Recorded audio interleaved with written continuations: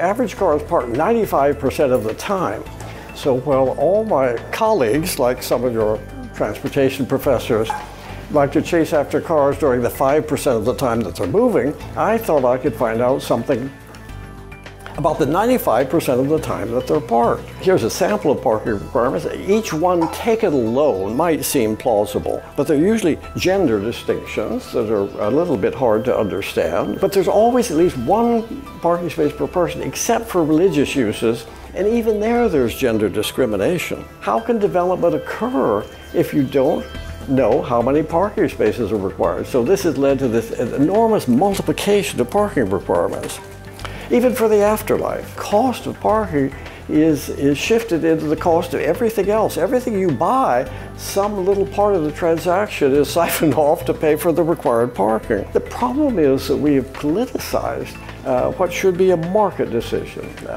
That if we handled anything else in the economy the way we handle parking, everybody would join the Tea Party. I think cities could remove off-street parking requirements. The prices have to adjust over time. As demand changes, the price has to change because the quantity stays the same. The prices are high only if the demand is very high. They had a test of 7,000 meters that were put on demand-based pricing, and they had a control group, and the sales tax revenue went up faster in the demand-based price area than in the other area, which suggests to me that business will be helped. And I think this is the ideal. This is the way it ought to be. There's a space available for a new arrival, but most of the spaces are being used. And there's no economic modeling or transportation modeling. It's just looking at what happens.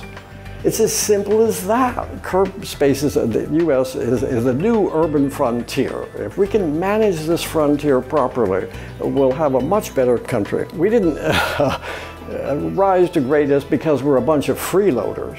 But when it comes to parking, we all want to be freeloaders, and we want planners to arrange the city so that we can park free. I think that a lot of people across the political spectrum can buy into these ideas. Liberals, of course, will see, well, it's more public spending. Conservatives will see that it's taking away regulations and using the market rather than regulation to manage parking.